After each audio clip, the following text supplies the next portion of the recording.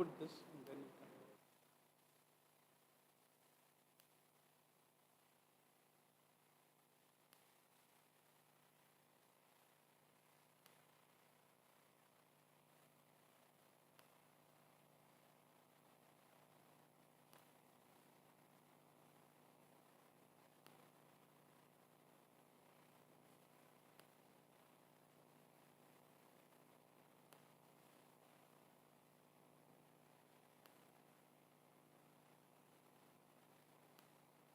Hello.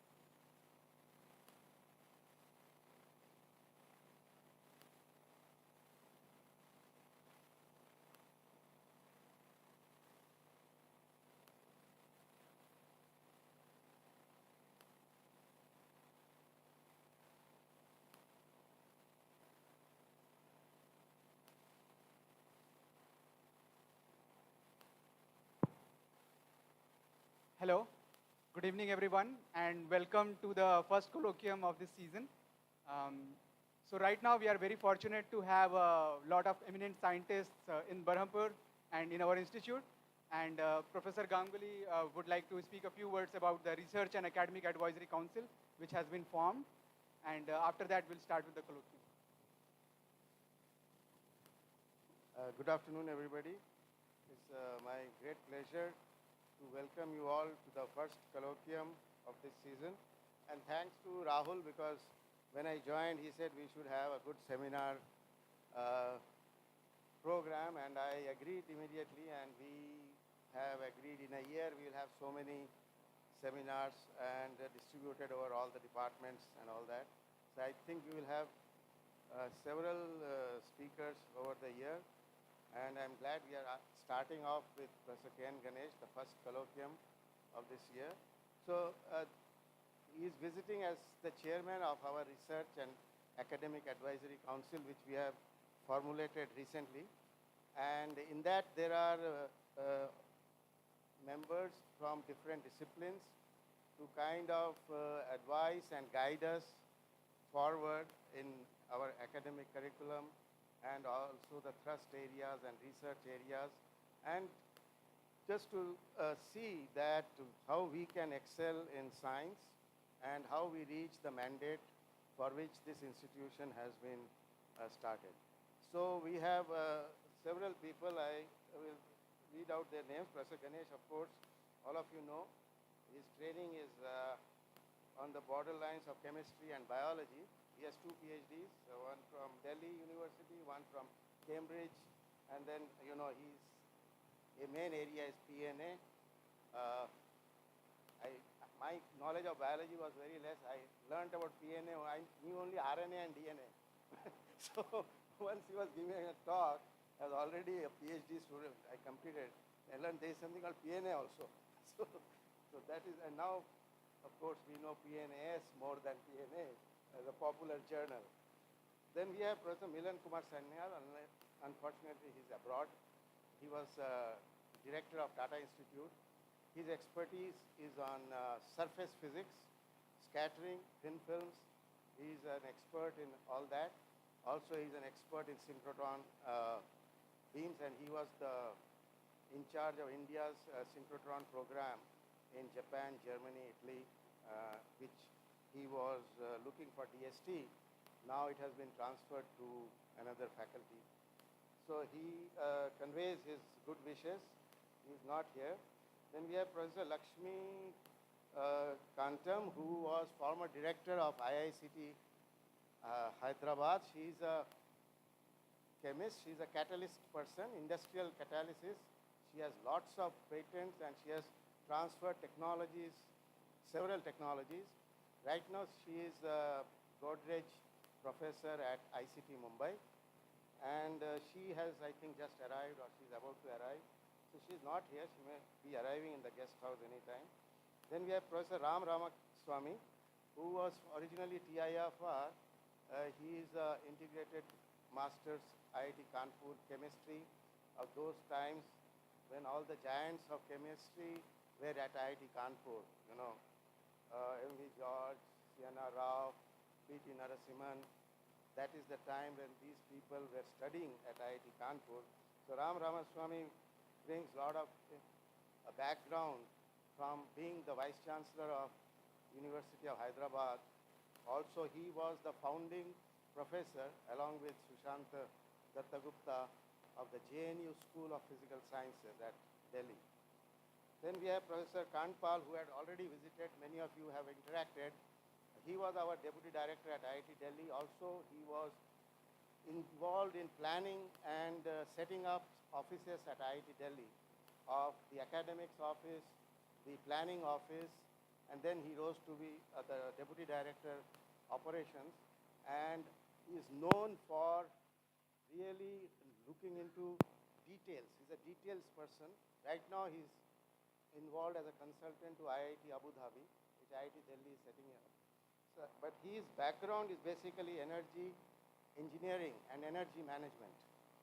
So he will be here. He's also coming. Professor George Thomas, who is a physical chemist and works in spectroscopy. He's from our IISER Thiruvananthapuram, so he's our sister IISER, and a very good friend of mine. And he works on plasmonics, and you will see him soon. He should also arrive. And then Professor Prem Kalra is current head of computer science and engineering at IIT Delhi. He is to, because we are planning to start computer science one day, so he is to help us and some more members to help us in planning the computer science which will follow. So his areas you can see computer graphics, animation, computer vision, and all that. And he's a BTech also, I think, from IIT Kanpur or IIT Delhi, I forget now.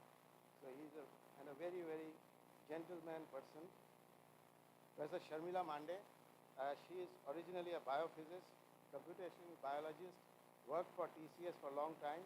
She just retired from TCS, but I think she still continues as a chief scientist, TCS research. But she's also associated with the Ayush University and also IIT Gandhinagar. Professor Rajendra Roy is a protein chemist, and his PhD is from IISc. He's a very famous person. His name was Vidyathil. You know why he's famous? Because he worked with F.M. Richards. I'm not a biologist, but I can tell you what F.M. Richards did. He made the amino acid sequenator. First man to make the amino acid sequenator. So that's I learned when I was a student of solid state chemistry at IISc, learning biochemistry from R.P. Roy. Then we have Shashi Dhara. Oh, it is there. I am looking here. Right? Shashi Dhara is currently director of NCBS and was formerly at CBFD or CCMD, I forget. CCMD, then moved to IISER Pune and was at Ashoka University. I worked with him on several, in Delhi cluster, which I found, I was coordinator, I should not say I found it, but I pushed the Delhi cluster. He also was involved in some cases. Right now the Delhi cluster is doing very well. It's out of the 6 clusters of the PSA office. Of course, he was involved with the Pune cluster also. So it was great to have him in Delhi. Now he's in Bangalore. So next slide, whoever is changing the slide. Professor Mohanty he retired from IIT Delhi. He's now in Bhubaneswar. He's atmospheric scientist, modeling, climate modeling, and all that. Many of them are, by the way, I'm not saying Bhatnagar fellows and all that. He's also a Bhatnagar award and all that. So he will join us. He will be coming next. Professor Verma, he's a mathematician. I don't know him personally, and I believe this name came out from some discussions with mathematicians, and I hope he's arriving today or something, but I don't know him personally. Professor Saibal Gupta also I don't know personally, but he's from IIT Kharagpur, and Professor Joydeep knows him well, I think, and he works on structural geometry. Professor Bhattacharya, I know him very well. I've been meeting him from the day I came to look at the institute on April 18th, first time, and he was there. And very nice to talk to him over lunch and dinner. And he's a very jovial person, and I believe also a very, very good teacher in class. So thank you, Professor. Professor Richa, who is among the younger members of this Research and Academic Advisory Committee. She is currently the head of the Biological Sciences at IISER Pune, and she works in genetics. Next slide. Professor Ashok Karumuri. He is from University of Hyderabad originally. He works on ocean and atmospheric sciences. Currently he is on deputation in Saudi Arabia.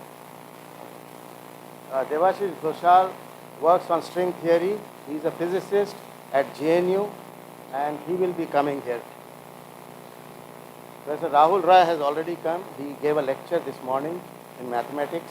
He is a statistics person, probability theory, and it was nearly 25 years back I had chance to interact with him on a joint, some confidential work, national level, where he was the mathematician and I was the chemist in that team.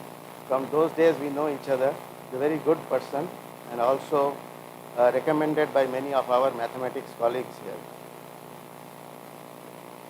Mr. Ramanujam, I don't know him personally, but I have been told by many mathematicians about his work, which is on the border of mathematics and computer science. It's on the borderline of mathematics and computer science. Rahul Banerjee, I know him very well. He is a young, very, what we call is, he is like a, what do you call it? He's like a diamond, you know. Every department has some person, what do you call it? Star. Yeah, he's a star in IISER Kolkata, a very bright guy. I was there in many of his committees, from his promotions in NCL till his movement to IISER Kolkata, and also in some award committees. I have been in many of his committees. He's an extremely hardworking guy and extremely good.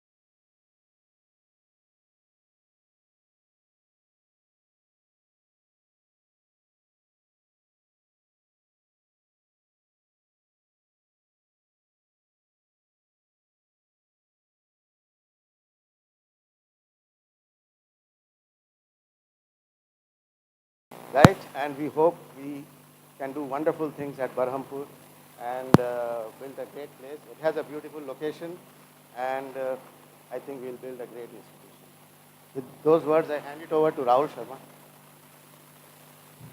Thank you very much, sir, for the introduction to the esteemed RAAC committee. So I once again welcome everyone for the first colloquium of this season. And in Indian culture, we often start an undertaking with an offering to Shri Ganesh ji, and as the Pratham Vandaniya, and as we pray for the strength to succeed in our endeavors. It is a matter of fortuitous coincidence that we are able to have Professor K.N. Ganesh for the inauguration of our colloquium series. Professor Ganesh obtained his BSc and MSc degrees in chemistry from Bangalore University and completed his PhD in from Delhi University in 1976. Now, those among us who have actually done a PhD, the grind it takes for a PhD, Professor Ganesh is where one would be a lifetime achievement for the most. A Commonwealth Fellowship to pursue higher studies at the University of Cambridge, UK, and secured a second PhD degree in 1980. Professor Ganesh joined the Center for Cellular and Molecular Biology, Hyderabad, in 1981, where he established a microsynthesis facility for oligonucleotide synthesis and started a research program to investigate new motifs of DNA-protein interactions. In 1987, he moved to CSIR's National Chemical Laboratory, Pune, to establish a bioorganic chemistry research group and became the head of Organic Chemistry Synthesis Division in 1994. During his stay at CSIR NCL, Pune, for 19 years, Professor Ganesh established an internationally reputed school of research in therapeutic and diagnostic applications of oligonucleotide analogs, especially peptide nucleic acids, the PNAs. Hopefully we'll hear something about that today. In 2006, Professor Ganesh became founder, director, and professor of chemistry at IISER Pune. And in line with his habit of achieving twice of what most would already consider a lifetime achievement, after finishing his tenure at IISER Pune and establishing it as one of the best IISERs, he became founder director of IISER Tirupati in 2017. We are very fortunate to have him in our Research and Academic Advisory Council to benefit from his wealth of experience of building new institutions and pushing them to the new heights of excellence. Professor Ganesh's research revolves around the chemistry and biology of nucleic acids with special focus on the applications of DNA analogs, structural biology of collagen peptides, and DNA nanotechnology. He is well known for his contributions to the design of peptide nucleic acid analogs for effective cell permeation, which we have the good fortune to hear about today in our colloquium. In his illustrious career, Professor Ganesh has received all awards and recognitions one can think of, but I'll list a few. This year, he received Padma Shri for his exemplary contributions to the field of sciences. He is also a recipient of Shanti Swarup Bhatnagar Award, which is the highest award for sciences in India. He is a fellow of all the science academies of India, the Indian National Science Academy, the National Academy of Sciences, and the Indian Academy of Sciences. He is also a fellow of the World Academy of Sciences. I once again express the gratitude on behalf of our whole institute and welcome Professor Ganesh to deliver the first institute colloquium. Let us please welcome him with a big hand.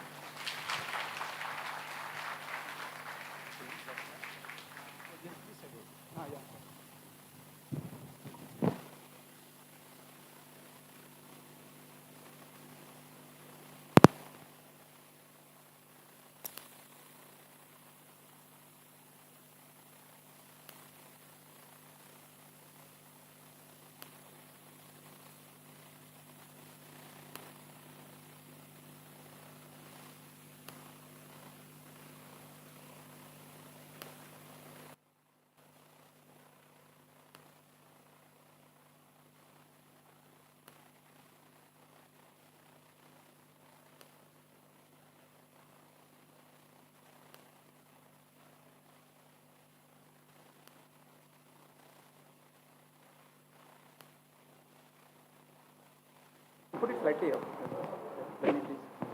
Is it okay now? Yeah, I think so. Yeah.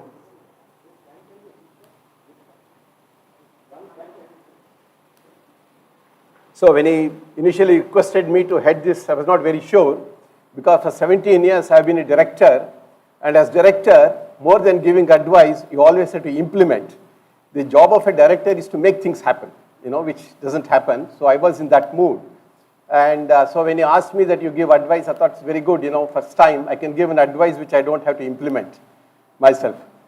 And when you looked at the committee which you saw, there are such extraordinary people. I think my job becomes very easy. And he has very, very carefully constituted this advisory council. And as we heard from him, he has looked for the best people. Most of the time when we constitute committee, we go for people whom we know. But at least 50% of people whom he did not know, but he sourced them for their expertise, and that's very good. And I hope we'll be able to, do some, part of the justice or whatever faith he has reposed in our meeting. So that is one thing. The second thing is about, It was mentioned that, he has got 2 PhDs, he was a director of 2 things. I must tell you why it happened. When I did the first PhD, I thought that I had not done it properly. When I thought that I had not done it, so I chose to do a second PhD, in a lighter way. But after in the IISER Pune, government thought that I had not done a good job in IISER Pune. They said, we'll give you one more chance. You better go to Tirupati and do the work. So that's how I had to do the second one. But now I decided IISER Tirupati is the last IISER I'm going to build. I'm not going to build any more IISER. It's in a light-hearted way. Okay. So I'm going to talk, I have made a very simple title, making medicines from DNA, RNA and PNA. All of you have heard about medicines. My original title was drugs. But I think the word drug has a different connotation. I don't want to sort of, push students to say that, oh, you can make drugs out of, the so-called drugs. No, these are not those drugs. These are the medicine, so I changed it. What I'm going to tell you today is that most of you know DNA is a genetic material. It has all the information stored for the function of a cell. It encodes all the proteins which are functional in the cell. And there are several drugs which go and bind to DNA to have their, I will show some of them, to biological activity. But what I'm going to tell you is about a story which has happened in the last 25 or 30 years, a new concept in medicinal chemistry where DNA itself becomes a drug. That is what I'm going to talk to you today. So in 2001, this cover page of Times, it came, 2001 means about 22 years back, which said that drugs of the future will be DNA. They're all the drugs of the future. They said DNA, because till then, most of the drugs, what we know, they're all small molecules. DNA is a macromolecule. So in 2001, even Times found it so exciting, and not many people believed or even read the article. They just dismissed it off that how can it become a drug. But today, after 22 years, based on this principle, there are 18 drugs have been approved by FDA. It is unimaginable. 21 years, 18 drugs. Normally, you know that for every drug to bring a market, it takes about 15 years for each drug. So it's remarkable that on a new medicinal chemistry principle, now today we have 18 drugs based on the DNA, and it is going to be increased. The principle of medicinal chemistry using DNA is so general, DNA or RNA, that you can almost use it for curing any disease. It's almost like that. So that's what I'm going to illustrate. We'll come back to this maybe a little bit later on. What I say is that, the first one was in 1998, and now here it is in 2022. So much about 18 drugs. We'll come down to some of the diseases and why these things are effective. Now, many of the drugs, medicines, what you know, they're all small molecules. Molecular weight 500 and less. All these antibiotics, which we routinely take. Antibiotics are there. And then we have several antivirals. When HIV came, a lot of this AZT, azacitidine, all these things, they came into market. They're all based on the nucleosides, not nucleic acids, but on the nucleosides. Whereas the antibiotics have a wide varieties of structures. I have given only some typical examples. And we also know that the antibiotics, the problem is the future, we had to encounter this AMR, antimicrobial resistance. How are we going to encounter is going to become a big problem. So that's where you can see whether DNA drugs can help. So there are a lot of antivirals which are small molecules. Then you have these other molecules like, I have given just a positive one, heart drug, anti-ulcer, cimetidine, ranitidine. These are all called as blockbuster drugs. They are sold more than $1 billion in a year. They're called a blockbuster. And many of us, I'm sure we are taking that. And then we have anti-cancer compounds, paclitaxel, vinblastine, colchicine. Again, these are all very, very important molecules, but they're all very small molecules. They are not very high molecular weight. And the medicinal chemistry, I'm sure, a course, I'm sure it is being run here. And to become an effective drug, what all the requirements of the molecules which are involved. To become an effective drug, even for the low molecular thing, first of all, it has to go and bind to a target. Unless it has the specificity to a target, it won't be a good drug. That's the first step. Second thing is not only it should bind, it should have reasonable affinity, it should bind strong enough to repress whatever the action of that protein or the enzyme, whatever it is. And they should be soluble in water. If they're not soluble in water, when you take them, when you digest orally or whatever it is, or you take most of the medicines in water, isn't it? It has to be soluble in water. If it is very hydrophobic, it won't get absorbed. And they have to be thermally and chemically stable. Thermally in India, all this, temperature is so high. All these medicines are kept in the room temperature, so they should not decompose over a long time. They should be thermally stable, and also they should be safety. They should not be toxic. And it should be easy to manufacture. Otherwise, the cost of drugs will be very, very high. And formulation, we don't just take pure chemical, pure drug. It comes in a formulation. A lot of additives are added so that it gets easily incorporated into the cells or into the body, etc. So you should be able to formulate them. The formulation compound should be much less than the active ingredient.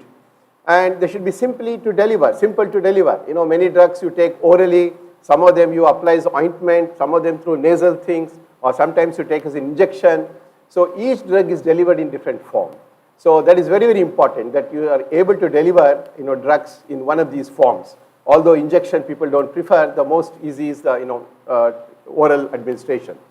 And then it must also have right kind of these terminologies you must have heard in your medchem course, what is called the pharmacodynamic and kinetic profile. Once the drug goes inside, how it gets, what is the stability, how it gets decomposed, will it reach its target, both dynamic and kinetic profile should be there. Only when a molecule, goes through all these things, it is possible it is good in 3 factors, but not in the other one, it won't become a good drug. So that's very, very important. So what do these small molecules do? Before we go to DNA, you must know how small molecules act as drug. One of the things they do is that, as shown here, the small molecule will enter the cell, it has to go through the membrane, and it will reach its target. And normally, the substrate would bind to the target. I think I messed it up. Okay, I hope I'll get back to my. This technology. Just 1 minute, I will go back and I'll reset this thing. Yeah.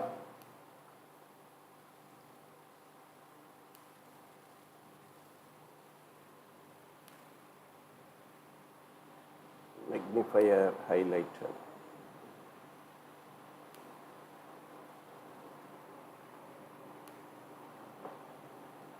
Very rarely it happened to me. Digital laser, I think should be okay. Okay.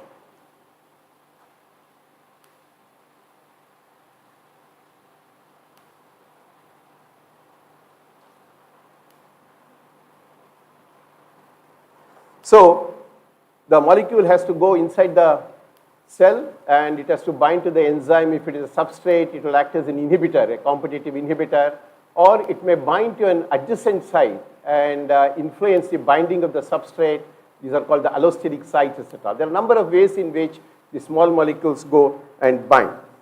Then another way is that they can actually bind to a receptor which is embedded in a membrane, and the moment they bind, then they activate the inside, some factors, enzymes, or whatever it is to perform a biological function. Either they can activate it, or they can, by binding it, they can even inhibit the enzyme. So these are some of the methods by which the small molecules go and bind and do that. So now most of the drugs, what we know, many of them, they all bind to the drug targets, or usually the enzymes, or these called the GPCRs, G protein coupled receptors, ion channels, transporters, nucleoreceptors. So it just says, how many drugs, what is the number of, you see that the enzymes are the major, most of the drugs bind to enzymes. So when you look at all these molecules, they are all proteins. Proteins are their complexes. Now proteins are nothing but gene products. You know that the DNA codes for the protein. So most of the drug targets are for the gene product, not for the gene itself. So most of them are targets are all gene products, which are proteins or enzymes. So this raises the question, instead of gene products, can gene itself can become a drug itself? Can it become a target, or can it become a drug itself? So we all know about the DNA or RNA, double helical structure, very high molecular weights. We also know another protein called as collagen, which is prevalent in our skin. And then we have insulin. Insulin, we know that it's already a medicine. It's a hormone which a lot of us take. So it's already a macromolecule, but it's a drug. And then it can also have an anticoagulant like heparin. It's a carbohydrate molecule, chitosan, etc. So we already have some of these molecules which are macromolecules, not small molecules. Themselves, they're used as drugs. But there are very, very few in the 1990s or 2000 when this area came in. So for a biopolymer, just like small molecules, even a biopolymer has to have the same, once you call it as a drug or a medicine, it has to have all the properties which are required to be a successful drug. For example, they should also have high affinity, and more than that, they should have much more specificity. When macromolecules interact, their binding is very strong due to non-specific reasons. So here, specificity becomes very, very important. And then it should also be able to be manufactured. Macromolecules are not easy to synthesize. Small molecules can be synthesized, but if it's a natural molecule, natural biopolymer, you can do by fermentation, etc. But if it is a chemically altered one, it is not very easy, so you must be able to manufacture it in large amounts. Solubility and stability. We know that the proteins are not very stable. If you have taken anybody in insulin, you always have to store it in the refrigerator. And they should be able to deliver into any part of the human body by any route of administration, and they should hang around. They are also not very stable. When you use proteins and nucleic acid, there are proteases, nucleases within the cells, they just degrade them. So you have to make them stable to them, and achieving all these goals is particularly very, very difficult to develop proteins or nucleic acids as drug molecules. But we know that proteins can already be drugs. We know that there are several recombinant human proteins, insulin, growth hormone, erythropoietin, people have developed. These are all proteins, they're used routinely as drugs. And again, antibodies, many antibodies are used, and they're all protein molecules, or viral or bacterial proteins are used even as a vaccine. So we already have several cases of proteins successful as a drug molecule. But what about DNA or RNA as an efficient drug? That's a question which I'm going to address in this. You all know about DNA. I think even in class 10 or 12 textbooks, the DNA structure is described. All of you know that there is a ribose sugar to which a phosphate is attached, and to the ribose, a heterocyclic bases are attached, and these heterocyclic bases are of two kinds of things, pyrimidines or purines. One is a 6-membered ring, other is a fused, 6-membered, 5-membered ring. And you also know that they're made out of 4 bases, A, G, C, and T. And you also know that thymine has a specific hydrogen bonding with adenine, and C can bind specifically with guanine. There are several ways which can bind, but these hydrogen bonding, or what's called the Watson-Crick hydrogen bonding, they're very, very prevalent. They're highly specific. Although if you take A, T, G, C, you can write about 30 different ways of it, they can all bind, A to A, T to C, etc.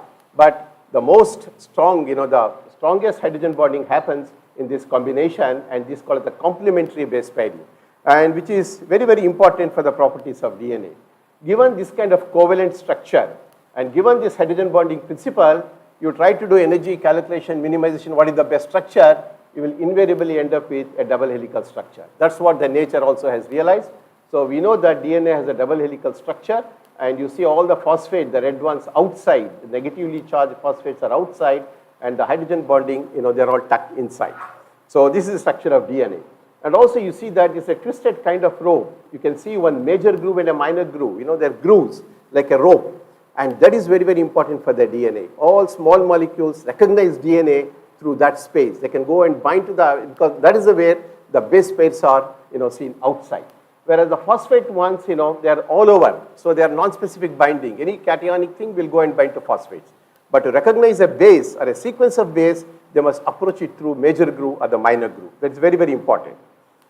Now, not only double helix, DNA is very notorious, in the sense it can form different kinds of hydrogen bonding. You can also have a DNA triplex. You have a duplex, and in the major groove, you can put a third strand of DNA, and 3 bases can recognize like this, and that forms triple helix. And triple helix is not just an artifact, it is present in nature. For this to happen, normally you must have a purine as a middle. You see this adenine. Adenine can bind to one adenine on this side, T on the other side. This can bind to one T and other T. In all these cases, the purine has to be in the middle. That is a very, very important thing, which means that if you have a polypurine stretch of DNA, a polypyrimidine stretch can bind and another polypyrimidine stretch can bind and you can form a triple helix. Several promoter and the regulator regions of DNA have these kind of structures which are used in biological cells. Not only that, if you take a DNA piece which has got a lot of guanine, which is one of the bases, and those kind of DNAs can self-assemble themselves to form these kind of what we call the quadruplexes. So 4 Gs in presence of potassium plus, they can bind, they can self-assemble to form 4 strands held together. So that is called as a DNA tetraplex. They're also very, very important. When cells divide, when they reach the end of the DNA, after that the cell adds on, by what is called the telomerase, these kind of structures so that the reading is complete. I will not go into the detail, but that is very, very important, and this is a very good target for anti-cancer because as a target for a drug for cancer, because cancer is nothing but uncontrolled growth. So if you can restrict the growth, you can find cancer. So restricting the telomerase activity or using these kind of G tetraplexes is a very, very important strategy for cancer. It's already been very well worked out. And then you have, if Gs can form like this, the complementary Cs, they can also recognize each other. But for that to happen, one of the nitrogen is to get protonated. So if you have a C and C plus at physiological pH, if they get protonated, then they form this kind of tetraplex, which is called as the I motif. The difference is here, you see all the 4 bases are in the same plane, bound to each other, but here 2 bases, they are intercalated in a ladder kind of thing. So Cs can also form tetraplex. So when you have DNA sequence, long, we have 10 raised to the power of 9, base, more than billion bases are there. Wherever these structures is possible, DNA or RNA undergoes all these kinds of secondary structures. In fact, RNA is even more notorious. It can form hairpin, stem, cruciform, so many different kind of structures. So they provide a lot of attractive targets for recognition for development of drugs. So if you have, for example, DNA like this, if you have a spermine, spermidine, etc., which are cationic molecules, they can bind to the phosphates here and they recognize the DNA. Or if you have some molecules, they bind in the groove of the DNA, they can recognize the bases. These are called the minor groove binding. Otherwise, they can also form, the DNA base pairs. If they're aromatic molecules, can they stack in between and they can bind DNA. So these are the 3 major principles with which the DNA gets bound. So here is shown a structural diagram. This has no sequence specificity because all the negative charges are there. They bind entirely through electrostatic. Whereas the minor groove one, they can recognize the bases, so they have a base sequence specificity. There are a lot of netropsin, distamycin. There are several molecules which bind. Then you have aromatic bases. They can bind as an intercalation. So they intercalate through pi-pi stacking. So these are the 3 essential methods by which DNA can be recognized. So why it is important is that if you take a DNA, which replicates, that is the first step, DNA has to replicate during cell division. So these kinds of molecules, you see, for example, I was mentioning, cancer is one, or even in many antibiotics, etc. You want to prevent this DNA from being replicated. So many drugs act upon. So you have all these drugs, several drugs, they act on at this place. Some of them bind in the minor groove, some of them intercalate, some of them can do both the jobs. So what does it? Anything goes and binds here, the DNA gets stuck. It cannot open up. So you can use them as a drugs to stop the replication of DNA. There are a number of these things are already used in cancer, anti-cancer properties, etc. So these are small molecule drugs which can go and bind to the DNA major groove, minor groove, intercalation, or a combination of them. Several antibiotics do that. This is the method by which the DNA is recognized. That's the reason that groove and the base intercalation becomes very, very important. But given the situation, here, small molecules recognizing DNA. But what about DNA itself? Can it become a drug by itself? So now we are looking at, can DNA become drug? Can it go and bind specifically somewhere else and can become a drug? So for that, we have to understand the basic, the DNA, RNA proteins, which is the central dogma that you have to understand. What is the central dogma? So you have this DNA within the, you have DNA within the cell. So the first thing is, there's an enzyme which comes and opens up, and one of the template is copied to RNA, that is called as the transcription. It is transcribed to the RNA, which you call as the messenger RNA. It comes, and then this RNA strand is read by ribosome, and it forms, and then that leads to protein synthesis. And so this is how that, and so the sequence here is entirely that codes what is the sequence of proteins. Suppose there is a mutation there, then what happens? These proteins sometimes you can get defective proteins or enzymes, which may lead to certain diseases, and that lead to diseases. Now, if you want to stop these diseases, the normal approach, the small molecule is designed so that it go and binds to the protein or the enzyme, and so that those molecules, they do not do their further function, and that is one method of curing. Now, in this one, as you see here, you have one messenger RNA. One messenger RNA can actually, it can be read by ribosomes, and about at any point some 200 ribosomes may be leading. So one messenger RNA can lead to 200 copies of proteins. So if this is defective as a mutation, then it will produce 200 defective proteins by one messenger RNA. So which means you require 200 molecules of drugs to treat. A clever way would be, why not develop a drug here itself?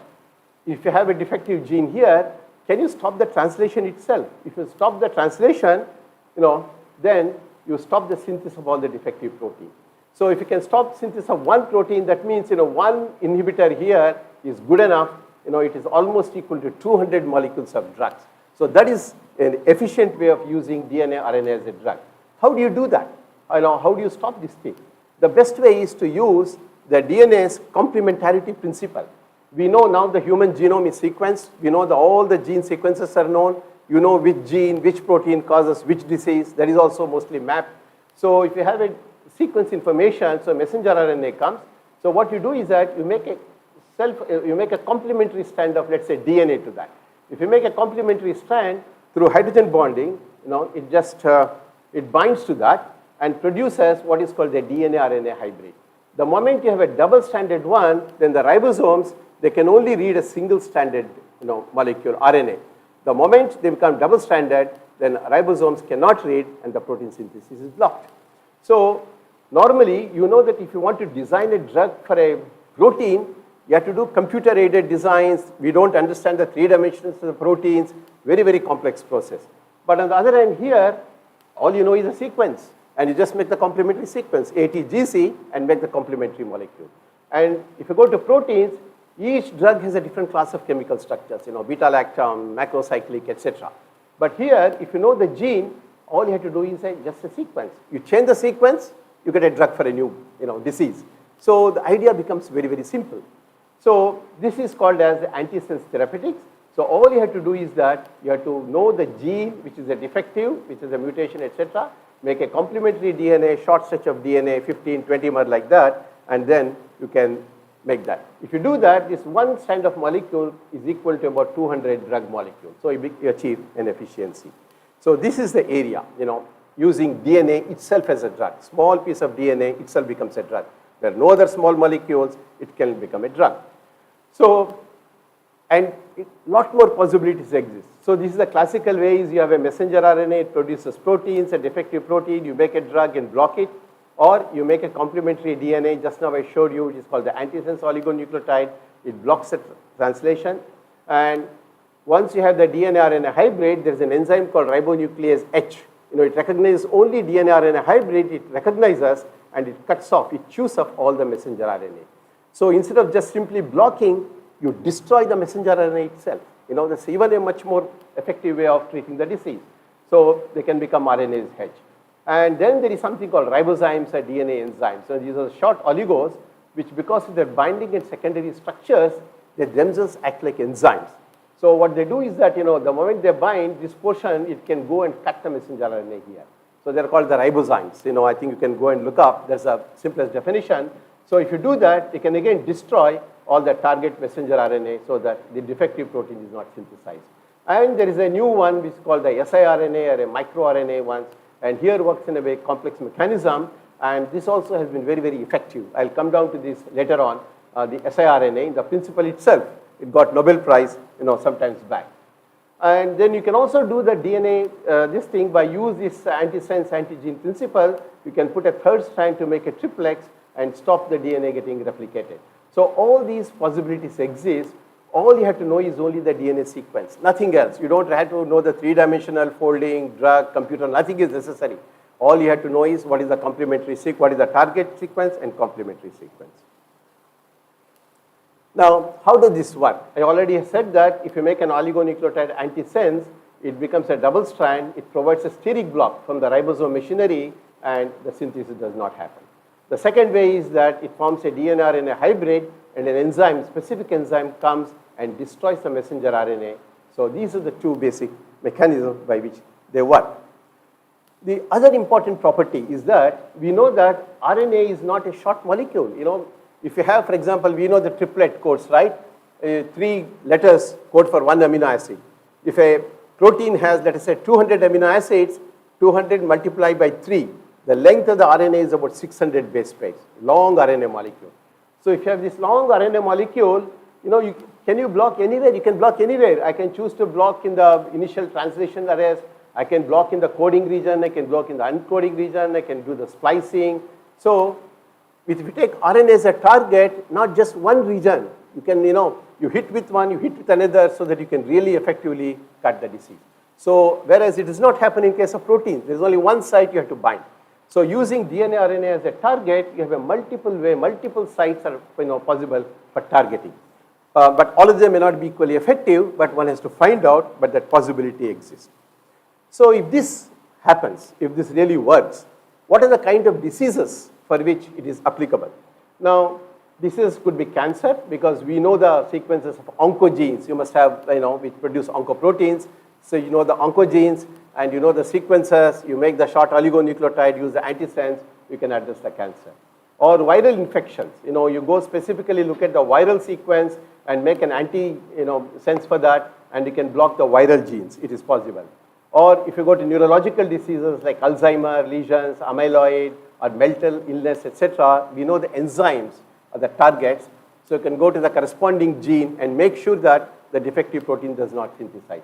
So the principle is very, very common. You know, any disease, if you know what is the protein which is causing, for example, endocrinological one, angiotensinase, you go back to that gene, or ulcers, gastrin, etc.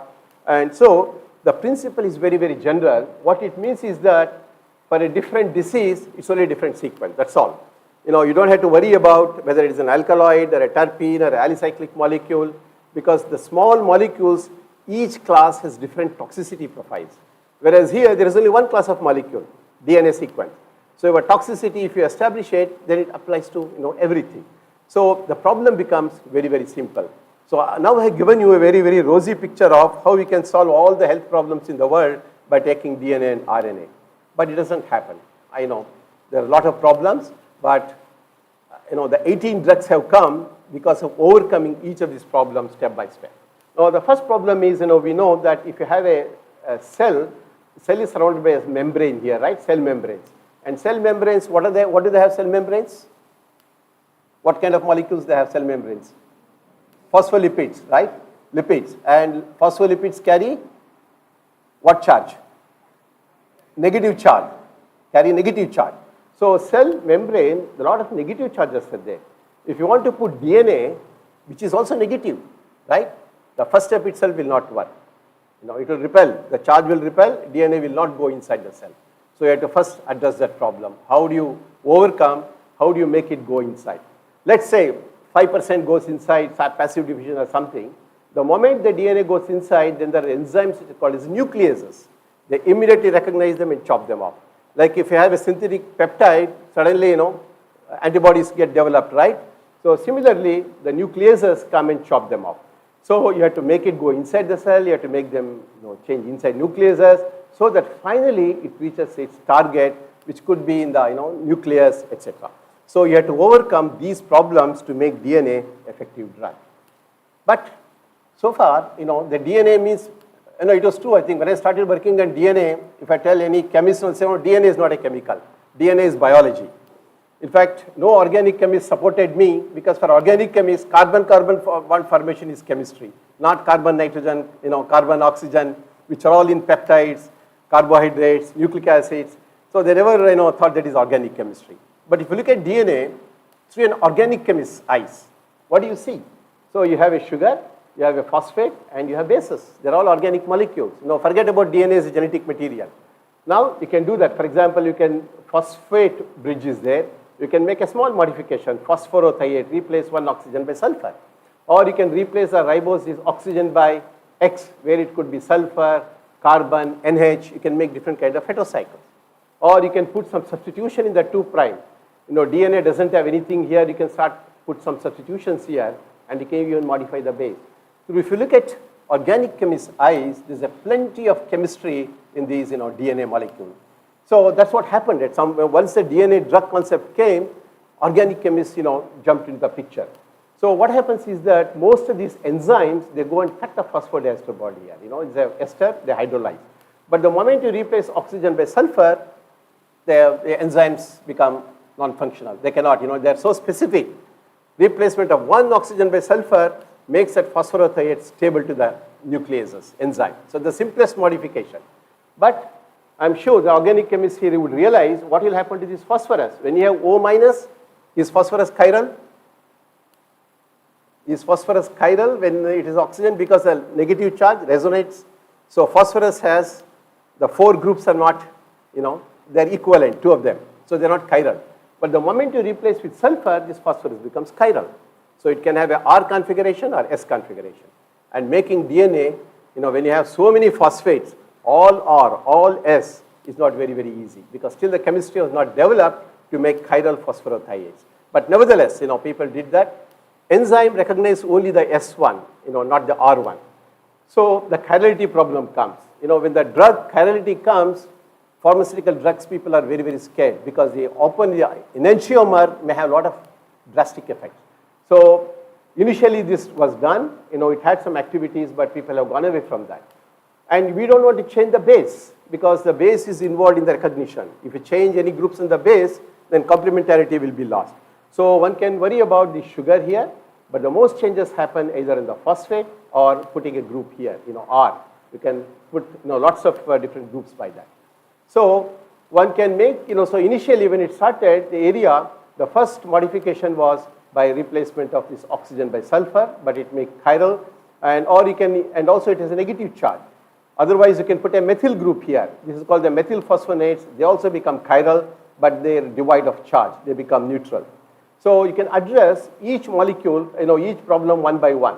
At the 2', you can put a wide variety of substitutions without changing much the properties. The moment put a substitution here, this molecule also becomes stable to nucleases, the phosphate. Without adding sulfur, you can make it stable.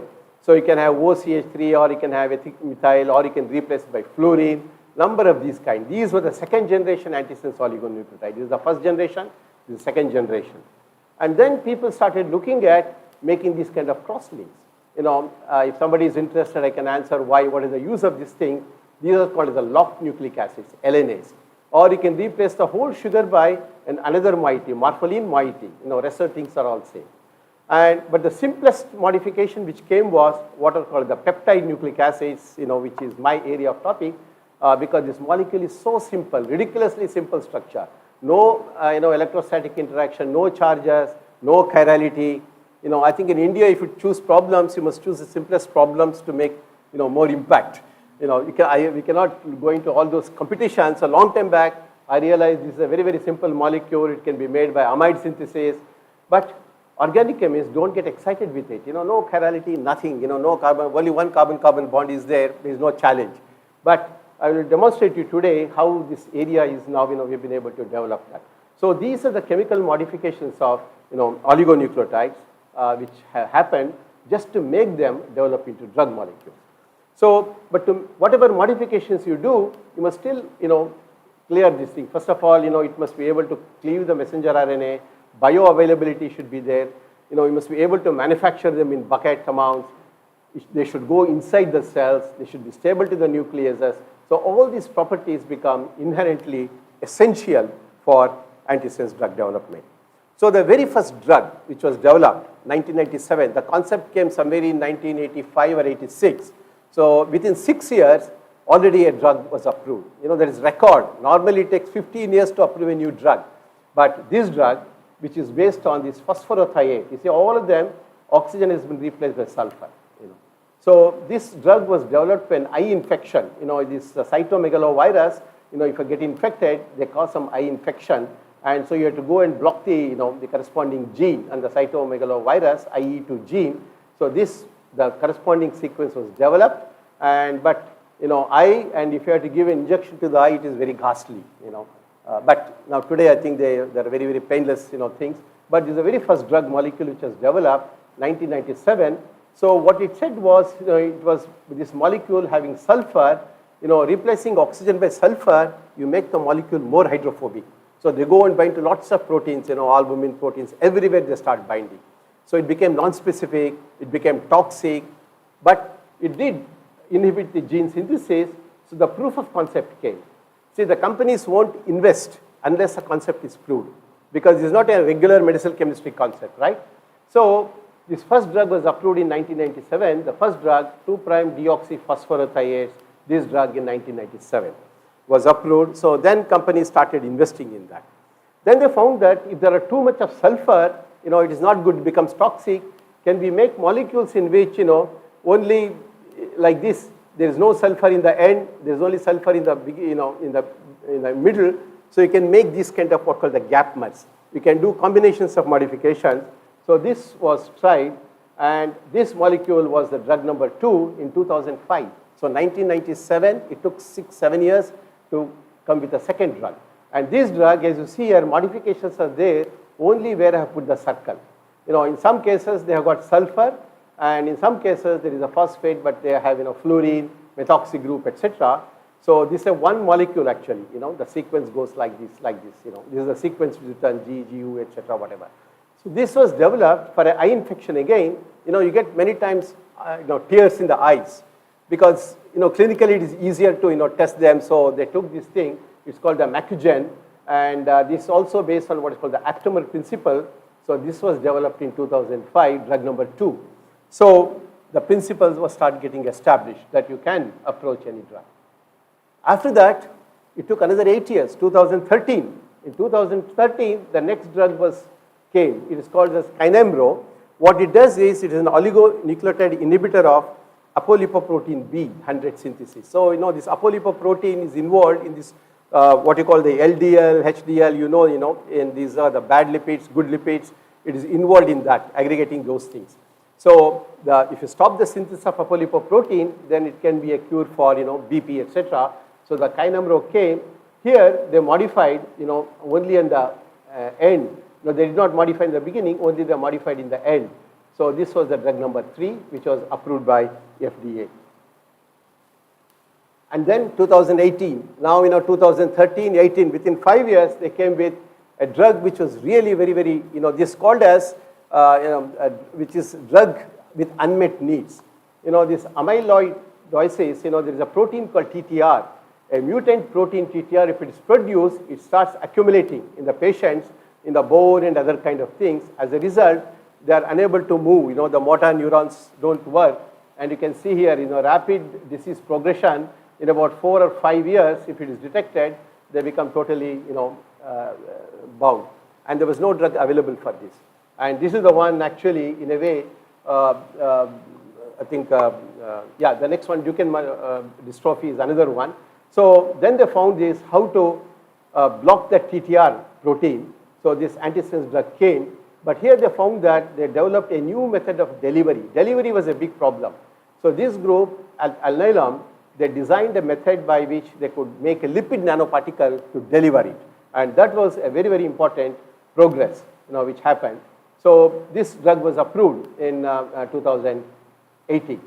Now, how they found was that we all know that the micelles, Professor Ganguly has worked quite a lot in colloids and micelles. And we know that small molecules, liposomes can be a good drug delivery agent. You can drop this doxil, for example, which is an anti-cancer drug, and put it in a liposome thing, and you can deliver it inside the cell. So based on that, here all the lipids are the same. So this group, they developed a concoction of lipids, one with one cationic charge, 2 cationic charges with polyethylene glycol. They worked out. If you make them in certain proportions, then you get this lipid nanoparticle, in which they can trap this so-called siRNA. I'll come down to that, into this, and they found that this can be easily delivered inside the cell. Once they go inside the cell, there are other mechanisms. Sometimes they don't get delivered at all. They go inside the cells and don't become active. So then they developed a very nice theory about, what happens to this one when they're monoprotonated, diprotonated, or neutral, what is the efficiency, etc. And that technology was very, very important for future drug development of, siRNA. What happens, any drugs go inside, they go to inside what are called the endosomes. I think some of the biologists here would know, and many of them, they get trapped in the endosomes.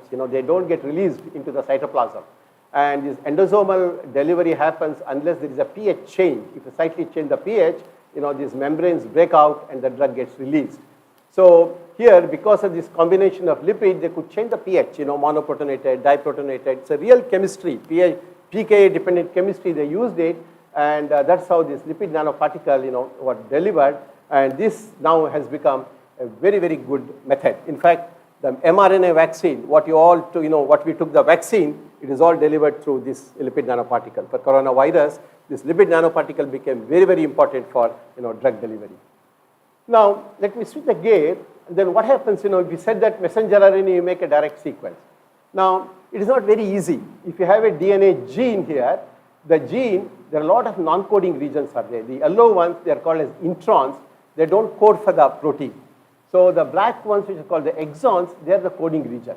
So what happens is the gene, it gets transcribed, and later on, the second step, once it gets the DNA, and then it becomes RNA, and after that, these gets cleaved. These yellow ones go away, and the black ones come in phase, and in the splicing, enzyme comes and stitches them together. And this is the real one, what leads to the correct protein. So this is called the splicing. So in these ones, those introns, they have some secondary structures, and the splicing is very, very important. If there is a defective in this intron or the exon splicing mechanism, then they lead to a lot of diseases. So this is called the splicing aberrations. So the splicing aberration, it leads to a mutated protein causing a disease. So what people realized was that, this is one where, Stephen Hawking, he suffered from what is called the Duchenne muscular dystrophy. Here, there are two proteins, SMN1 and SMN2, and here the protein was not getting synthesized because of splicing aberration. At that time when he was alive, this drug had not yet come. Probably they could have treated him at that time. So now much research involved in that. So what they found was that, they developed a drug. So for example, you have this exon 6, 7, 8. The small ones are the introns. So in the normal splicing, 6, 7, and 8, they should come linearly. But then what happens is that, if there is a defect somewhere here in the intron, then exon 7 is not coming, you get only exon 6 and 8. So the exon 7 is totally missing. So mutation causes, so the splicing, exon 7 is missing, this becomes a defective protein. And that is the one which was causing muscular dystrophy. That protein used to aggregate, etc. But using antisense oligonucleotide, they put an antisense oligonucleotide to this mutation. This region, an antisense oligonucleotide was put. When that was put, the splicing went back to its original thing. So here, a small molecule is very, very difficult because to address the gene level, it is very difficult. Only antisense oligonucleotide will work. So this oligonucleotide, what was used, and that is called the morpholino oligonucleotide. Earlier, you remember, I said the ribose can be replaced with morpholino. This is called the morpholino oligonucleotide. This was used, and this was approved in 2016 for Duchenne muscular dystrophy. So there are several diseases which cannot be addressed by small molecules where antisense oligonucleotide become very, very important. Now, this is called the short siRNA. Due to lack of time, I will not go into that thing. Now, a lot of drug is being developed by that. Here, you can use a short piece of double-stranded RNA which goes through several methods, and then they come and destroy the messenger RNA, they cleave it up. So this is a very, very powerful approach. It's also becoming like a universal, and this plus CRISPR-Cas, they are developing as new antisense oligonucleotide, nucleophase therapy. So the importance is that the delivery is important. The people use, lipid nanoparticle, and another way of delivering to some cells uses this what is called the GalNAc. GalNAc is galactosyl N-acetyl galactosamine. There are 3 units of it they have to attach to that. I will tell you later on how that helps taking the oligonucleotides inside the cells. Now, yeah, this is what it says. So many of these, particularly hepatocytes, the liver cells, very, very difficult to develop drug. Till recently, hepatitis A could be cured, but we had no drug for hepatitis C because small molecules, very, very difficult to put them inside the liver cells. So then this antisense molecule helped. So what they found was that these liver cells, hepatocytes specifically have a receptor here. This is called as acyloglycoprotein receptor. And if you have a molecule with 3 N-acetyl galactosamine, they can go and bind to this exactly, on the receptor. The moment it binds, then the whole thing gets inside, So that was used. So then they found that if I take siRNA and add this N-acetyl galactosamine, 3 units of it, which exactly matches the receptor complementarity, then they could deliver inside. Once it goes inside, this receptor comes out and this siRNA is released for its action. So this is now again developed as a very, very powerful thing. So combinations of chemical modifications, phosphate, backbone, etc., and then these ones. So it has led to lots and lots of chemistry. In fact, organic chemists have played a very, very important role in development of these things because these are all modified ones. They are stable to nucleases, etc., in developing all these, molecules. Now, I think I'll take another 10-15 minutes and switch the gear. And so now I'll come down to peptide nucleic acids. What is the exciting thing here about? Now, if you take the DNA here, sugar phosphate backbone, you saw a lot of chemical modifications. Now, if you go away from the sugar residue, if you replace this oxygen by NH and you remove this oxygen here, you open it up, replace this carbon by nitrogen, replace phosphate by an amide group, then you will get this monomer unit, which is nothing but this is ethylene diamine. You have this ethylene diamine, this is a glycine. Ethylene diamine glycine fusion, and to this nitrogen, a base is attached. So this is called as the monomer, PNA monomer, and if you make an amide linkage like this, that leads to so-called peptide nucleic acids.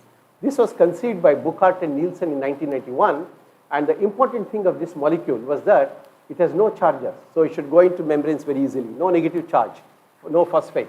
So it should be stable to both nucleases and proteases.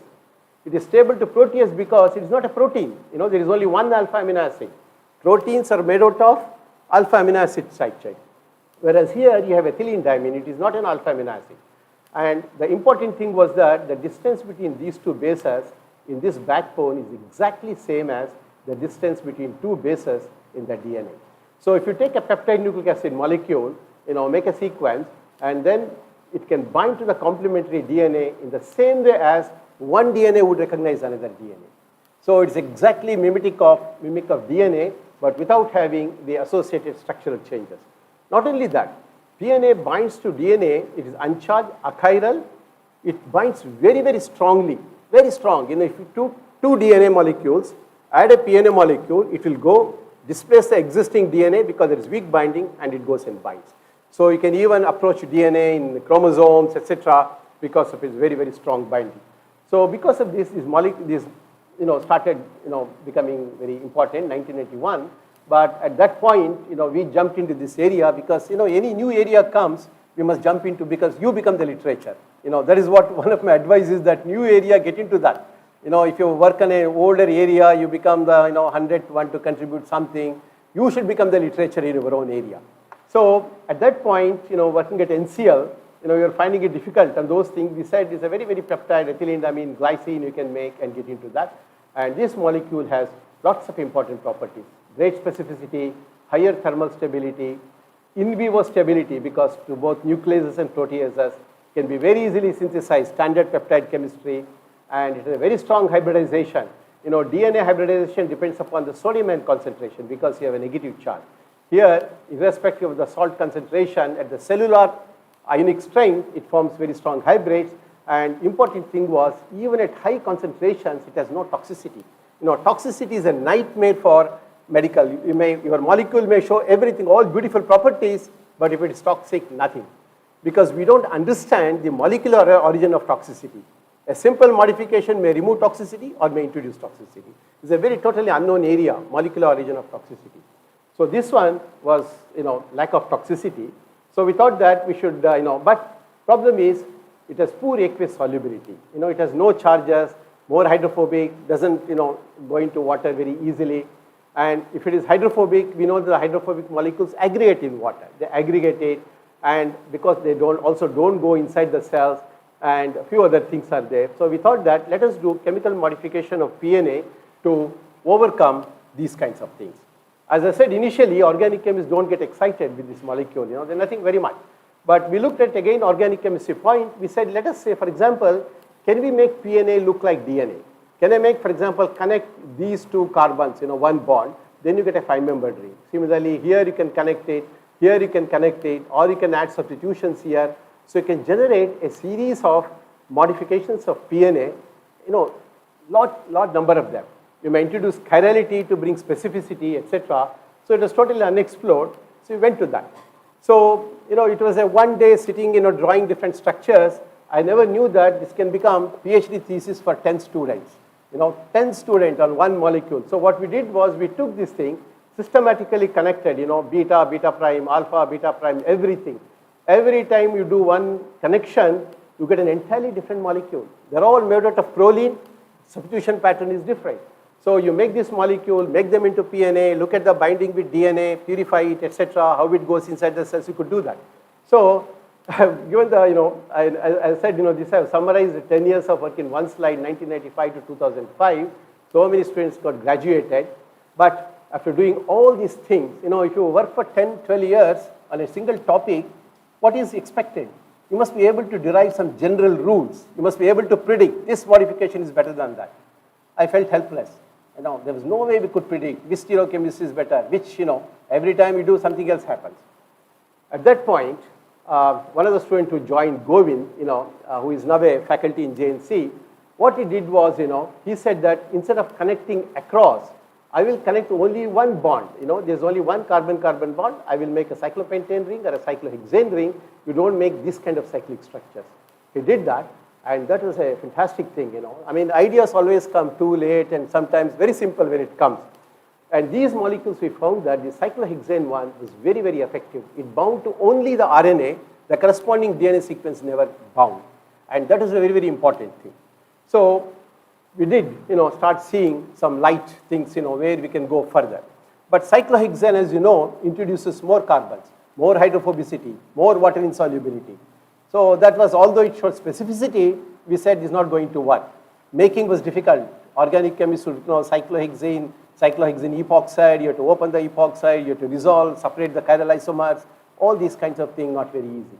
So then we thought that let us go back and make simple modifications. So we went back to PNA and introduced these kind of cationic groups. You can make them all from amino acids, glutamine, etc. you can use. So we put a guanidinium and amine, and then we found that these things went into cells fantastically well. I mean, how do you test? I will tell you how to do that. And then we found that you can introduce, for example, jump dimethyl group. Jump dimethyl group, diphenyl groups are there in lots of drug molecules. They are very, very favorite structures for drugs. And putting jump dimethyl here, you don't make it chiral. And Professor Balram, he has worked quite a lot on the so-called alpha amino isobutyric acid molecules. So we started putting jump dimethyl here, another jump dimethyl, the beta and gamma, and they showed some very, very interesting properties. They showed DNA versus RNA, and one of them specifically binds to DNA, other one to RNA, and they can also distinguish parallel, antiparallel binding. So after several years, we started looking at, realizing the important properties for which. Then we jumped into another area where we could add fluorinated ones. About 25% of the drugs have fluorine in them. By the fluorine, carbon-fluorine bond is metabolically more stable than carbon-hydrogen bond. So we thought that let us start fluorine, and if you look at it, you can put a number of ways. You can put fluorine here, 1 fluorine, 3 fluorines, or you can put 5 fluorines here. So for the same backbone, you can control the amount of fluorinated substitutions. We made all these molecules, fluorine here, 1 fluorine, 2 fluorines, etc. And these molecules gave fantastic results. This was done by Satish. And finally, we also added a log of fluorinated fatty acid side chain in the end. When we added, we found that fantastically it went inside the cells. What is done is you make these PNA molecules, you attach carboxyfluorosine, a fluorescent fluorophore at the end of the PNA, you do the modifications, and you put them inside the cells. When you stain the cells with DAPI, it shows the nucleus. Whatever blue you see, it is nucleus, and the fluorescent molecule actually shows green. So this is only the PNA. And so this is the fluorinated PNAs, and you can superimpose and you can see that whether it is going to nucleus or it is in the cytoplasm, you can check all these things. So attaching these kind of fluorinated ones, you found that you see the number of fluorescent spots you see here, it was really, it went inside the cells fantastically well. So this is a very good modification, but for some other reason, we have not gone deep into the one. The last modification, last but one, I want to say is that I told you that if you have this GalNAc ones, they can go inside the hepatitis cell. So we found that all the DNA, they add this one triantennary. For one carbon, they add 3 GalNAc things. Whereas in peptide nucleic acids, we have another combination. I can add 1, 1, 1 to each of the unit, not like an antenna, but in a linear fashion. So again, this is with one of the Alnylam, Manoharan, who is one of the pioneer in the world about this antisense. He suggested this. They're not working on the PNA. So we made a PNA to which we are attaching it triantennary things, and also one in the linear fashion. So we looked at, we can attach a carboxyferrose in the end. Then you can do the same kind of tricks and see how they go inside the cells.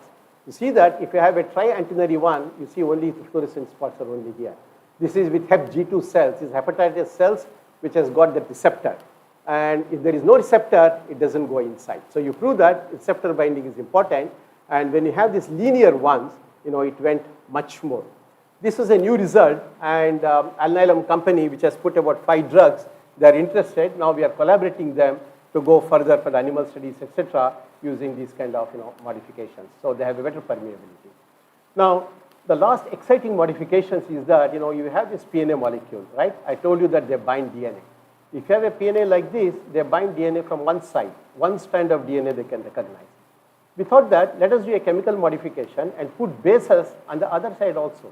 If you have it, it can recognize one DNA from one side and another DNA from the other side. You can call it as a genus molecule with 2 faces. This is the advantage of being chemist, organic chemist, you can think of a lot of these things. Either you can attach through click chemistry or you can attach through an amide linkage. So we started making these bimodal of the genus PNAs, which have got 2 binding faces. What is the use? You have this bimodal PNA. It has 1 phase sequence, another sequence. So you put one DNA, one, it goes and binds to a duplex here, and you have another one, it goes and binds to the region here. With this thing, you'll be able to target 2 genes simultaneously. One molecule goes inside, it can, target 2 genes.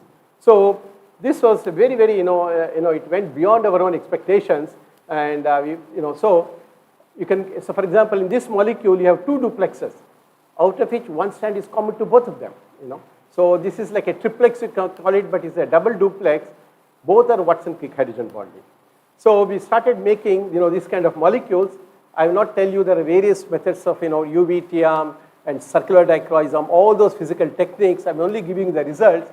Finally, what we got was you have a bimodal PNA like this, seeking 2 bases. Both faces are different, And then what happens, you can make 1 duplex on this side and you can make another duplex on the other side. On the other hand, if you have, for example, T on one side, and if you add a DNA, it comes and binds, it can form a triplex. So now we are getting a triplex, and then you can get 2 DNA. So you can get a triplex of a duplex. So this is a supramolecular arrangement. You just take and mix them, you will get this beautiful, supramolecular arrangement. So other thing one can do is that, again, you can do the same thing, 2 duplex, and then make a triplex. It does not matter how it organizes. Finally, you will get the same molecule. So the first triplex, then duplex, or can be from first duplex and then triplex. We have shown kinetically that, all these things are similar. And so you get a triplex of a duplex. So you can generate so many morphological. And interesting comes when you can make a tetraplex. We made poly G, G's on both the sides, and then when you make this bimodal PNA, the G's go inside and form a tetraplex, but still they have other bases available on the other side. So you add a DNA, it becomes 1 duplex, it becomes 2nd duplex, 3rd duplex, and 4th duplex. So you can get a tetraduplex of a tetraplex. This kind of molecule is not possible to do with DNA. Peptide nucleic acids have this, amazing talent because we can configure them. And these things can be used for nanotechnology, they can be used for origami. There are so many applications which are there for these kinds of macromolecular assemblies available. So other thing we did was if you have 2 cytidines, the 2 cytidines can be held not by hydrogen bonding but by silver. If they had to build a hydrogen bonding, it requires acidic pH. But at neutral pH, you can add silver and you can make a silver duplex. So when you take this bimodal PNA and make, what you get is, you get, silver duplexes here, silver hydrogen, and here it is hydrogen bonded. So you can vary, the same complex, you have a silver mediated duplex formation and hydrogen bond mediated duplex formation. So there is no end, you can imaginatively do for, several things. I'll skip this microRNA, which is another technology. And so there are several mechanisms have been easily worked out, in the cells for each one of these things, oligonucleotides, small interfering RNA, I talked about it. I tell you microRNA, I did not cover. Antigomid is another one. These are all nucleic acid based technologies, gapmer, aptamer, so many, new interesting things have coming, splice switching. So nucleic acids can be very, very powerful for drug this thing. And this is where I showed earlier, till about 2022, 23, still we don't have a drug approved, but already several of them are very close to approval. So about 18 drugs for various kinds of diseases, for which small molecule treatment is not available, they are available. So in fact, if you start nucleic acid history, the first nucleic acid isolated is somewhere in the 1850, 69. Mischer isolated that. He didn't know. He called it nucleic acids. But after that, small molecule, a lot of drug development have happened. We had all these nucleoside-based inhibitors, etc. And when you have an oligonucleotide-based medicinal chemistry, it has proceeded. Now we have plenty of these molecules which are available for drug development. It's an entirely new area which has come up. So what is the difference? If you want to do protein-based therapeutics or nucleic acid-based therapeutics, what is more important? Just to say that if you go for a protein one, types of targets or all these things are there for which the molecules can bind. I already told you about inhibitors, etc. But what happens is that only our genome, only 1.5% of it is expressed as protein. Rest 98 point non-coded, they have several other things, but they are not getted, as you know, only 20,000 proteins are there. So on the other hand, if you go for a nucleic acid based one, about 75% of the human genomes are converted to the RNA. All of them don't get converted to the protein, and the number of targets available is about 50,000. So you can address lot more kinds of diseases if you get into the RNA-based therapeutics than the protein-based therapeutics. Here small molecules, here it is all big molecules. So that's the merit of that. Now recently 2023, Manoharan, who is one of our collaborator and probably is the leading person, he has put 5 drugs into market. He comes from Madurai, and amazing, highly respected medicinal chemist in the United States. He and Martin Egli have written a very, very nice critical review which summarizes the whole area. And I'm just showing you part of our IISER Tirupati, which is developed. I think Professor Ganguly, you had visited, I think. So these are all our students, this is about a couple of months old. So these are our students' hostel, about 1,800 rooms. Now even this is ready and all ready for occupation. And then we have a big undergraduate laboratory here, physics, chemistry, maths, and biology. About 300 students can do practicals in the morning and 300 students in the evening. About 600 students can do biology, physics, chemistry, all those things. Plant sciences building somewhere here. And our real campus is coming on the other side. And it all, again, I didn't want to show because it almost looks like what you have in Berhampur, unfinished buildings. But it'll all be done in the next 3 or 4 months. So I thought I should just show that. And what I presented you earlier work, I started this work in NCL, and lots of students contributed from NCL, and that was followed by continued the work at IISER Pune and at IISER Tirupati. Now in JNC we have a lot more things to be accomplished with the bimodal PNA. I had to thank all of them. And I'm only happy that when we started the DNA work, no chemist took us seriously. They were all working on insecticides, pesticides, applied chemistry, etc. At that point, we were of academic interest, but all the students who worked in NCL, now today they're all very big in the nucleoside antisense area. They've all made remarkable contribution. So things keep changing in science. So I had to thank all of them, and finally, thank you for your attention.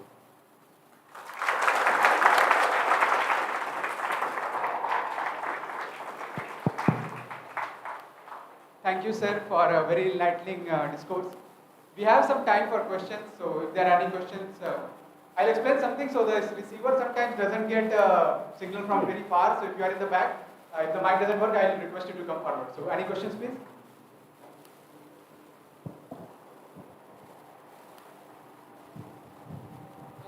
Doesn't the DNA form a dimer with itself? Like, does it have more affinity to binding with Yes, itself? yes. Yeah, good question. PNA binds to, but its melting is so high. So we need to prevent, we use some kind of mismatch bases to prevent that PNA binding. That is a one serious, problem. Good question, yeah.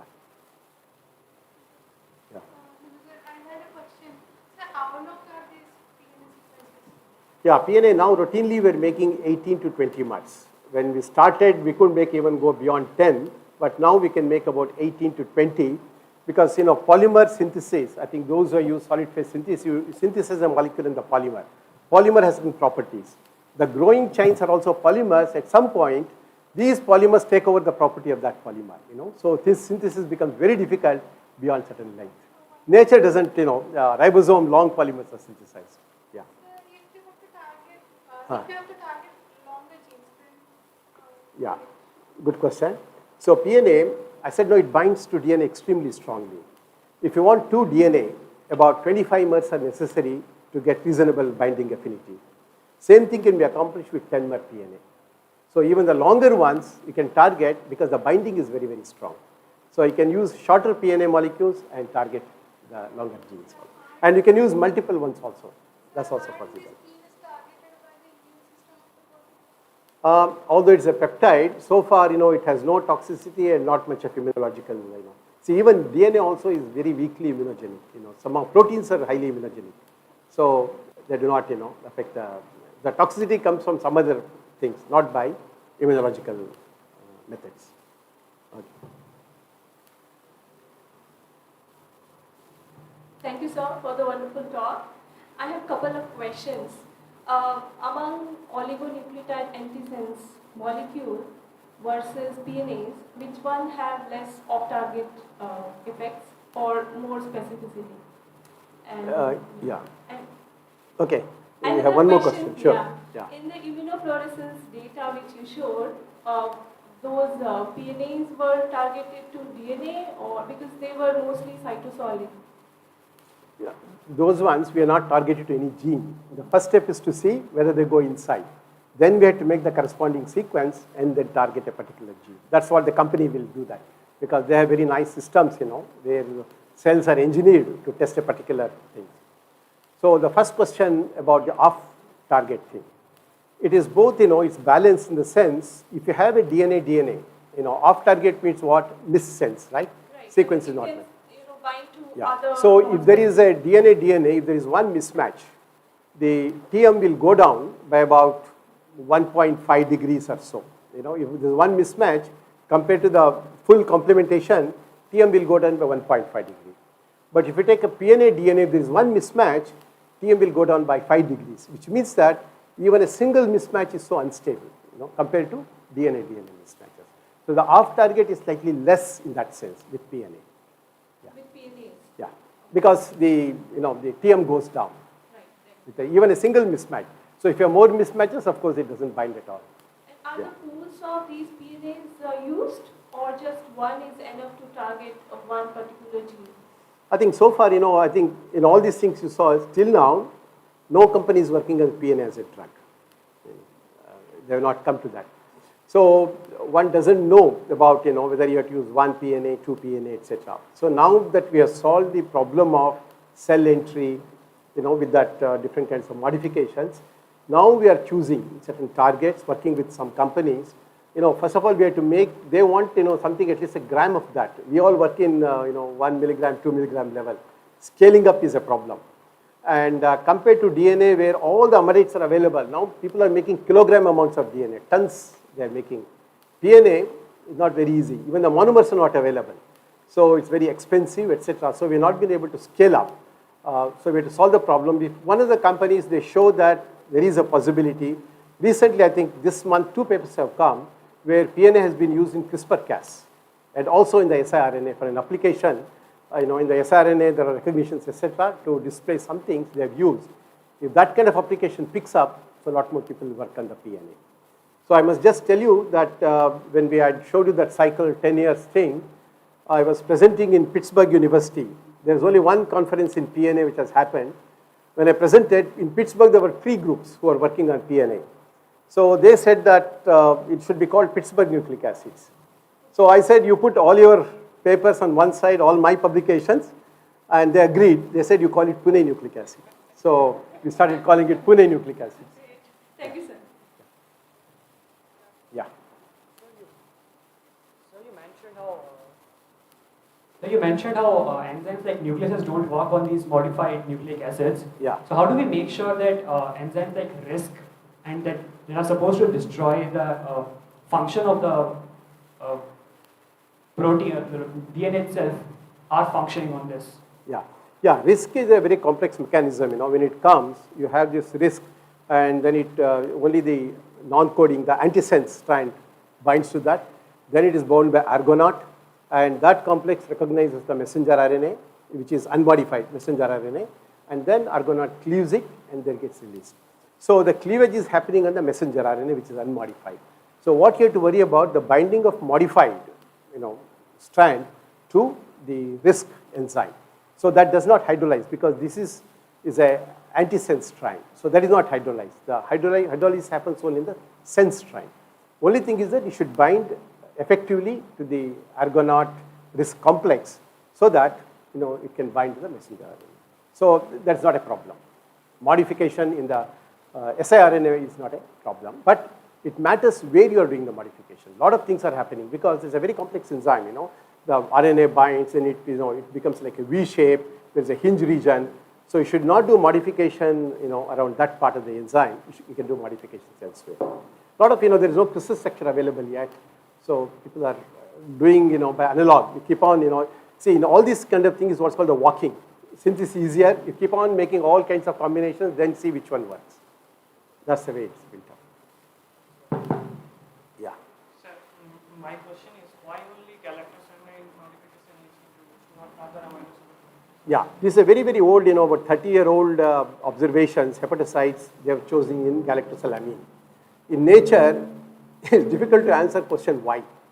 If you want to answer why, you must know how, right? Then only you can go to why.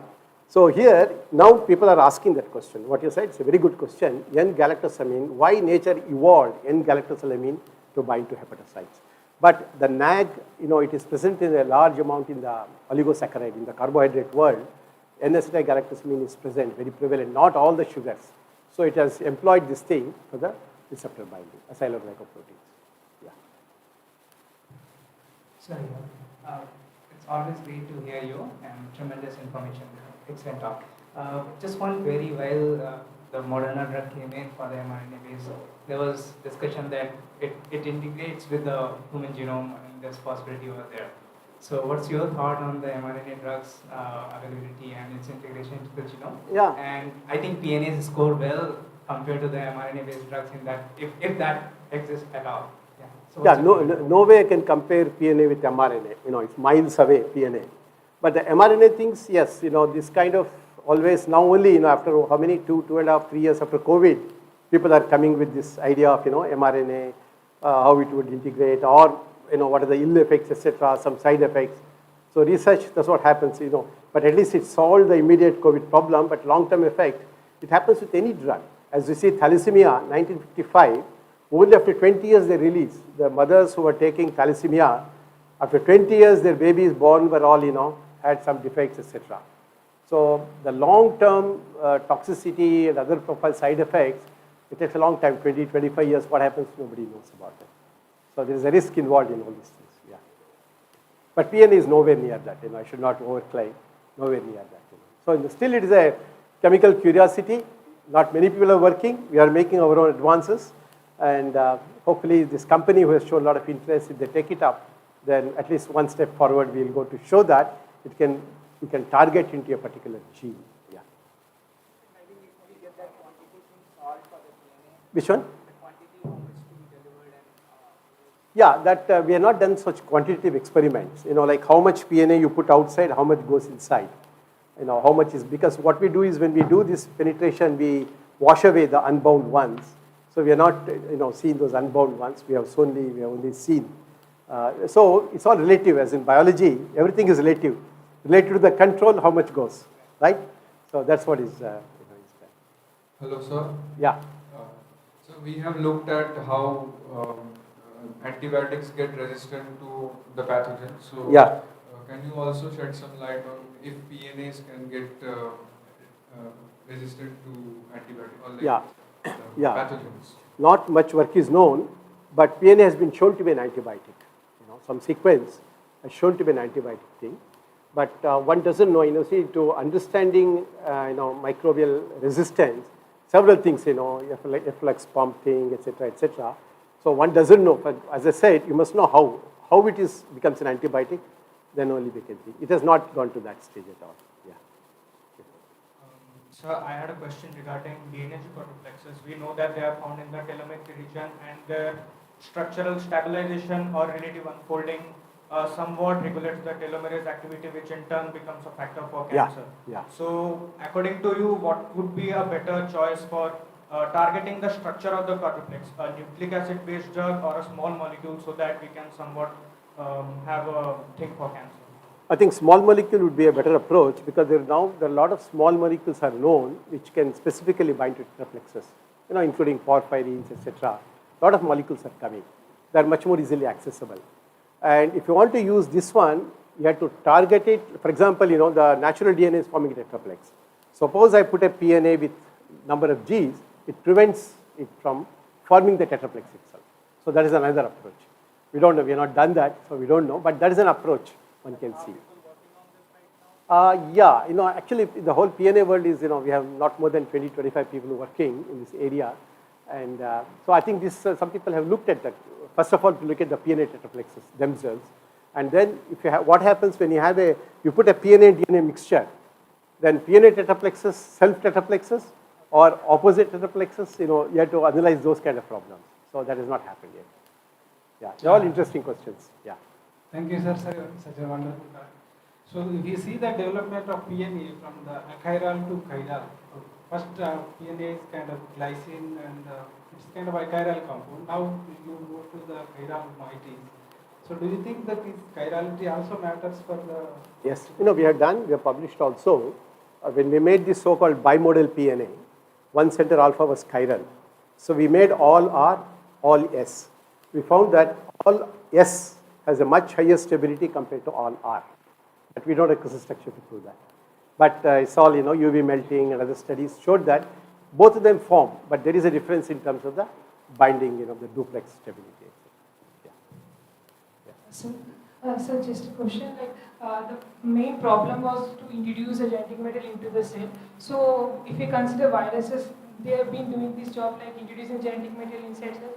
So are there any mechanism inspired from viruses or phages that we are employing to introduce the genetic material into the cells for this? Yeah, that most of the vaccines are done with using viruses only, isn't it? Even this vaccine from the Pune, what we all took, I'm even forgetting, COVID has gone away, Serum Institute, that was an adenovector virus, right? Whereas the one which was done in the Moderna or whatever, or the one which was done by Covaxin, that was an actual coronavirus itself, it was done. So it inactivate that, packing, etc. So there is always, again, you never know, some contamination of some kind, whatever it triggers.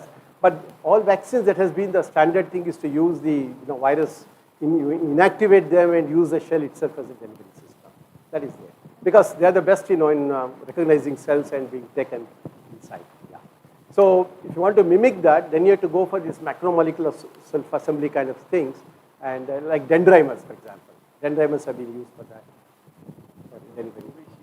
Covishield versus Covaxin. Yeah. Sir, why have we chosen silver to make the triple duplex combination? Yeah, that is, it is known that the cytidines, if you have two cytidines, I showed you one, if you remember, one nitrogen has to get protonated, which means that the pKa, or the pH of the solution, if it is around 5.5, two cytidines can bind. Whereas silver, metals, they have affinity for nitrogens, oxygen, sulfur, affinity varies.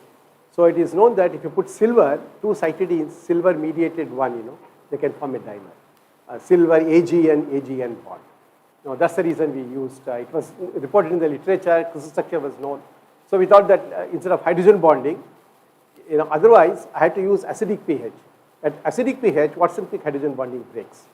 So if you want to maintain that, then you have to do it at a neutral pH, Cc. So that's why we use silver. Mercury also does that. Yeah, linear, yeah, that's a good idea. Yeah. It's a linear one, like hydrogen bonding. In fact, mercury also forms very nice such complexes.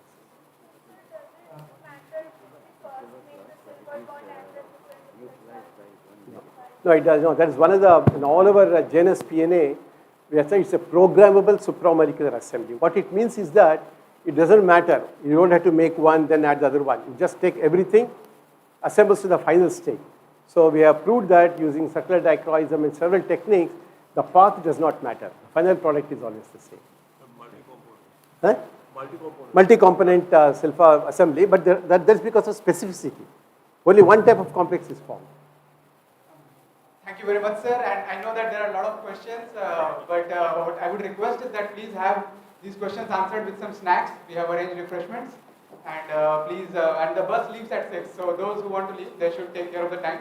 But others who are here, please feel free to interact with sir over snacks and tea.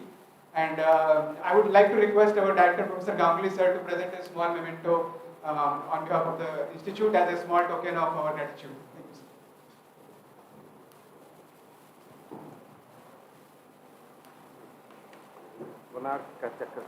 Nice. Very nice.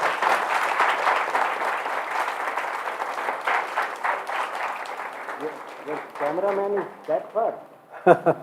It's a mobile camera. Here? Maybe they're capturing the video and then they will take. Okay, thank you. Thank you very much. And I would tell you, sir, that most of the questions were asked by second and third year undergraduates. Wow, so fantastic. I was very impressed with quality of questions, Thank you. Very impressed. Please have some snacks and please feel free to interact with sir while all of you are there. Thank you very much. And please keep coming in the large numbers to future colloquiums. Thank you.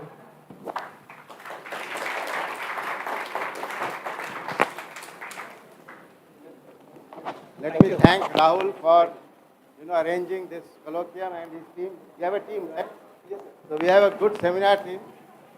So yeah, I would like to thank basically the whole team, and so it's Dr. Sandeep Chaisharji, Dr. Ritapata Sengupta, Dr. Tirupati Barla, Dr. Vinay Bulusu, and myself, and our CC team, which has worked really, really hard. They have got this new device which was moving through remote. It was very amazing to see.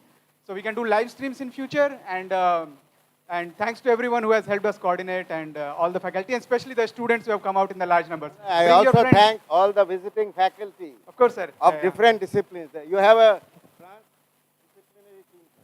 All professors from earth sciences to only mathematics people are missing because they are having a meeting in the campus. The math people would have. So that is the charm of Berhampur. You can get all the crowd. So you can get a mathematician also asking questions on your quadruplex.